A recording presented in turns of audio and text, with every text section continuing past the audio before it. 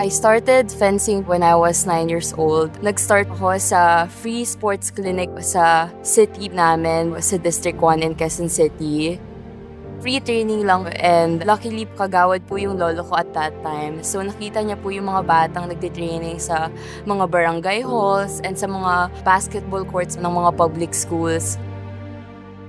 Nag-start po ako nung 7 years old. Nanguna po sa Paraiso lang ako nag-start dito sa tapat ng Manila Zoo.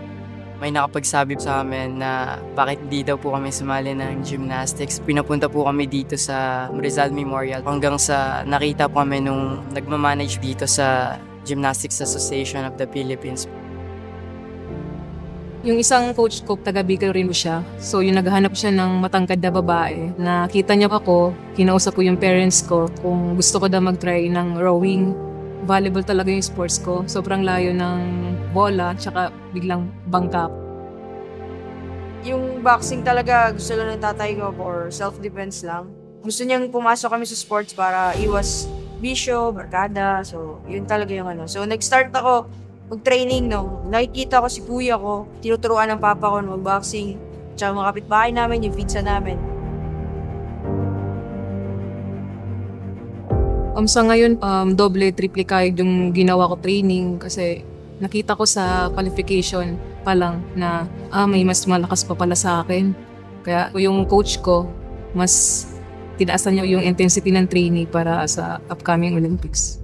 Gusto ko talagang mabago yung buhay ng pamilya ko. Nag-training din ako sa Japan noong 2016 hanggang 2023. Yung mga natutunan ko doon, ina-apply ko din sa kung ano yung ginagawa ko po ngayon. Face po sa mga inspiration ko is yung family ko. Sila talaga yung sumuporta sa akin ever since nang nag-start ako. And the whole fencing community din dito sa Pilipinas. It's not just a dream of mine, but it's a dream of every Filipino fencer here in the Philippines. Gusto kong mag-exit dito na pasalamatan yung sarili ko na hindi bumigay sa lahat ng challenges.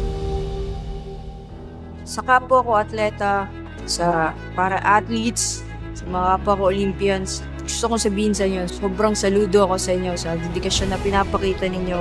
Binibigyan yung inspirasyon sa ibang tao, lalo na sa mga kabataang atleta. Walang imposible kung sa training pa lang binibigay niyo yung inyong makakaya.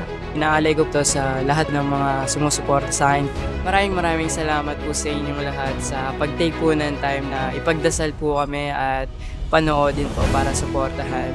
I would like to say thank you for everyone who are supporting, not just me, but the whole fencing community dito sa Philippines. And of course, lahat ng Filipino athletes na lumalaban at lalaban para po makapasok sa Paris Olympics this year. Maraming salamat po and sana patuloy po kaming suportahan at ipagdasal para po makamit namin ang gintong medalya para sa Pilipinas.